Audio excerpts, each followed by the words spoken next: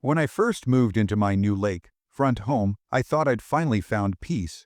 The morning air was crisp, the water shimmered like melted silver, and the quiet hum of nature replaced the chaos of city noise I'd endured for years. I remember standing on the wooden dock that stretched out behind my house, breathing in the scent of pine and damp soil, thinking, this is it, my sanctuary. I had spent nearly a decade saving for this place.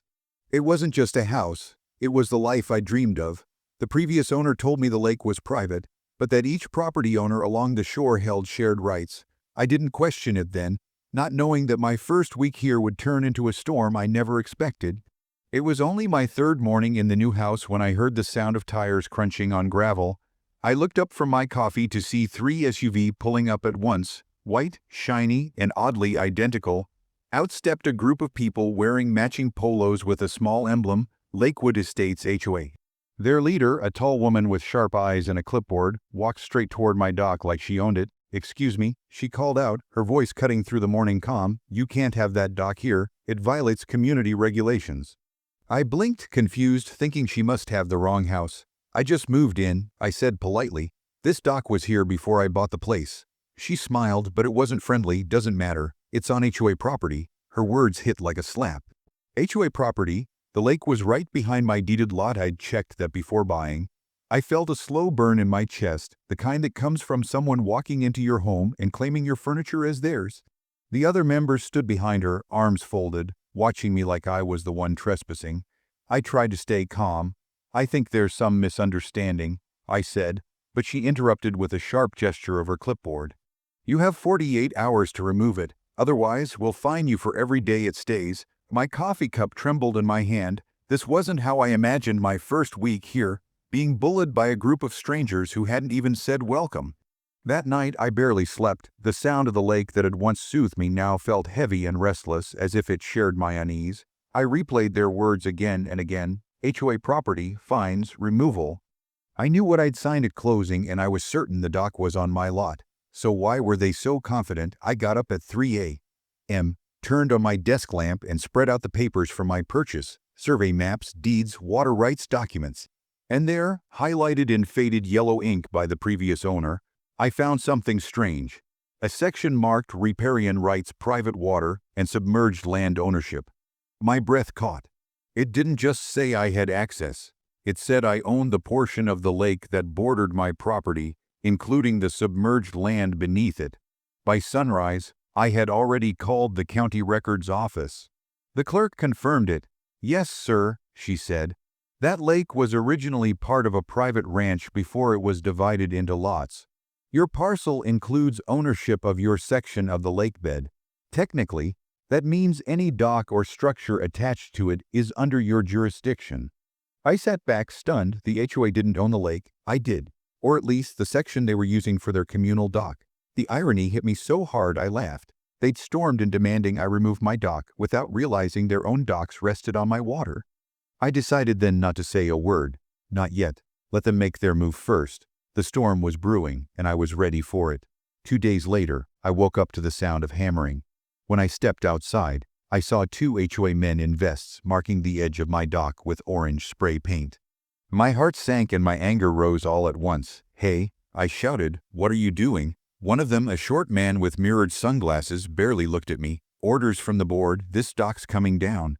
The same woman from before, clipboard queen, appeared again, her posture stiff and self-satisfied. "We gave you notice," she said, her lips curling into a smirk. "Your time's up." I clenched my jaw. "You might want to check your facts before you touch anything," I warned, but she waved her hand dismissively. "Save it for the hearing." Hearing? I hadn't even been told there was one. They weren't following any proper process. They were trying to intimidate me. I pulled out my phone and started recording. "Go ahead," I said, my voice calm but cold. "Explain to the camera why you're trespassing on private property." Her smile faltered for the first time. "This isn't private, it's community land." I zoomed in on the orange spray marks across my wooden dock, the same boards I had personally revarnished the day before. "You sure about that?" I asked quietly. She crossed her arms. "Positive." I could feel my pulse pounding in my ears, but I didn't argue. Instead, I pointed toward the far end of the lake, where their so-called community dock floated. Then maybe you can explain why your dock sits over my portion of the lake. Her brow creased. What are you talking about? I smiled, but this time it wasn't out of confusion, it was control. Later that afternoon, I paid a visit to the county office in person. The clerk, a kind older man named Dennis, printed out official survey maps for me and even highlighted the lake divisions in bright green ink. You see here, he said, tracing a finger over the map. Each homeowner owns the submerged land extending 50 feet from their shoreline. That includes you. I asked him to notarize copies, just in case. By the time I returned home, my determination had turned into quiet fury. The HOA cars were still parked by the water, and a few curious neighbors had gathered, whispering as the board discussed my supposed violation. I walked right through them, holding my folder of documents like a weapon. All right, I said loudly enough for everyone to hear. You said my dock is on HOA property. Care to prove it? The woman hesitated, clearly uncomfortable being called out in front of witnesses. We don't have to prove anything, she said. It's in our bylaws. I opened the folder and laid the map across the hood of her car. And this, I said, is county. Certified. It shows I own the water under my dock. And under yours. Gasps rippled through the crowd. One neighbor even muttered, "Wait, what?" The HOA members exchanged nervous glances. That can't be right, she stammered. Oh, it's right, I replied, and unless you want to discuss trespassing charges, I suggest you stop painting on my property. Her face went pale. But I wasn't finished. I pointed toward their communal dock across the water. That one, it's sitting on my lakebed. Every support post, every plank, it's all on land that's deeded to me. The crowd fell silent. Even the wind seemed to pause. She opened her mouth, but no words came out. I leaned closer, lowering my voice so only she could hear. You came here threatening fines. Now you're the ones in violation. I could charge rent for every day your dock sits there.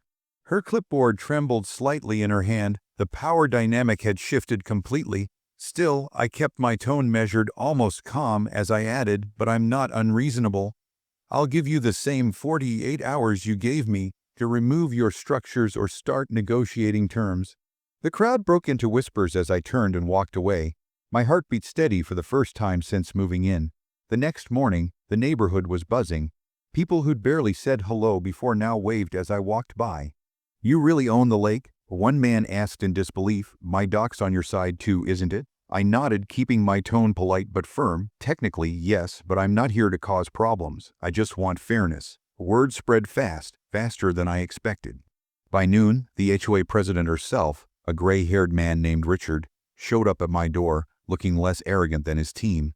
He took off his cap, cleared his throat, and said, "Mr. Daniels, can we talk?" I invited him in, though part of me still burned with the memory of his board's behavior. We sat at my dining table overlooking the lake, and for a moment neither of us spoke. The only sound was the soft lap of water against the dock outside. Finally, he sighed. I reviewed the records. He admitted. It seems there's been a misunderstanding. I raised an eyebrow. A misunderstanding. Your people tried to demolish my dock. He winced, and I'm sorry for that. They acted prematurely. He slid a document across the table. We'd like to propose an arrangement, joint maintenance of the dock's shared access, with you acknowledged as the legal owner of your section. I studied the paper carefully. It was an attempt to save face, but it also acknowledged the truth in writing. I'll agree, I said, on one condition. Your board issues a public apology, not just to me, but to every homeowner you've intimidated. He looked taken aback, then slowly nodded. Fair enough. That evening, the HOA held an emergency meeting by the lake. Almost every resident showed up. I stood a few feet from the water as Richard addressed the crowd, microphone trembling slightly in his hand. We made an error regarding property boundaries, he said. Mr. Daniels is, in fact, the rightful owner of the lake sections adjoining his property, and some of ours. We regret the misunderstanding and will be working with him moving forward. Murmurs swept through the crowd. Some looked shocked, others relieved. The clipboard woman avoided my gaze entirely. When the meeting ended, several neighbors approached me, shaking my hand, thanking me for standing up to them. One older man said quietly, "You did what none of us could. You made them listen." That night, I stood on my dock again, the same place where it all began. The lake was calm, reflecting the soft glow of porch lights across the shore. I thought about how quickly peace can turn into war when pride gets in the way of truth. The HOA had stormed in thinking they could scare the new guy into submission. But what they didn't know was that I had the truth and the law on my side. I wasn't just the new neighbor anymore. I was the man who owned the ground beneath their docks, the quiet owner of the very thing they thought they controlled. The water rippled gently, whispering like an ally.